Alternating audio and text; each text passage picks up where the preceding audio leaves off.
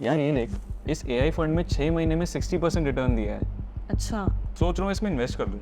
बस इतना देख के? और क्या चाहिए, 6 महीने में 60% रिटर्न दिया है। अच्छा एक बात बता, अगर कोई एम्प्लॉय पूरे साल एवरेज काम करे और लास्ट मंथ एक जबरदस्त प्रेजेंटेशन दे दे तो क्या वो कंपनी का बेस्ट एम्प्लॉय बन जाएगा? नहीं, क्यों?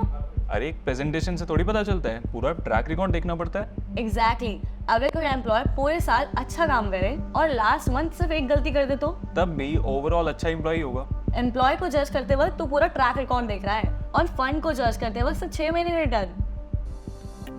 I am sure all of us have acted like Rishi in the past. Last year का बेस्ट परफॉर्मिंग म्यूचुअल फंड देखा और इन्वेस्ट कर दिया और इसी बिहेवियर को कहते हैं रिसेंसी बायस। हमारा ब्रेन रीसेंट चीजों को जरूरत से ज्यादा इंपॉर्टेंस देता है। जो अभी हुआ है वो हमें फ्यूचर जैसा लगने लगता है, इसीलिए मार्केट कुछ महीनों तक ऊपर जाए तो लगता है बस अब ऊपर ही जाएगा और अगर मार्केट कुछ महीनों तक नीचे आए तो लगता है बस अब नीचे ही आएगा, जबकि सबको पता है कि ऐसा बिल्कुल नहीं होता। ऋषि जिस एआई फंड की बात कर रहा है उसने उसका पूरा ट्रैक रिकॉर्ड ही नहीं देखा। उसने ये नहीं देखा कि अलग अलग मार्केट कंडीशंस में फंड ने कैसा परफॉर्म किया है। उसने सिर्फ ये देखा है कि 6 महीने में 60% रिटर्न और उसका ब्रेन उस कंक्लूजन पर पहुंच गया जहां बहुत सारे इन्वेस्टर्स पहुंच जाते हैं। पिछले 6 महीने अच्छे थे तो आगे भी अच्छे ही होंगे। यही रिसेंसी बायस है। हम रीसेंट परफॉर्मेंस को फ्यूचर परफॉर्मेंस समझने लगते हैं और ये बहुत नेचुरल है क्योंकि हमारा ब्रेन शॉर्टकट्स यूज करता है। डिटेल्ड एनालिसिस करना मुश्किल होता है, इसलिए रीसेंट रिजल्ट देखना आसान होता है। अब एआई फंड वाले एग्जाम्पल को ही ले लीजिए। 60% रिटर्न तो दिया है, लेकिन उस रिटर्न के पीछे कुछ रीजंस भी होंगे। जैसे एआई थीम में एक्साइटमेंट थी, बहुत सारा पैसा उस सेक्टर में आ रहा था और बहुत लोग उसके बारे में बात भी कर रहे थे। और जब कोई थीम हर जगह दिखने लगती है तो अक्सर नए इन्वेस्टर्स उसकी तरफ अट्रैक्ट होते हैं। लेकिन मार्केट में पॉपुलैरिटी का मतलब फ्यूचर रिटर्न नहीं होता। कई बार सबसे ज्यादा एक्साइटमेंट तब दिखती है जब बड़ा मूव पहले ही आ चुका होता है। रिसेंसी बायस की वजह से 2 प्रॉब्लम्स होती है। पहली, हो सकता है आप उस टाइम एंट्री करो जब उस फंड का बड़ा मूव पहले ही आ चुका हो, और दूसरी,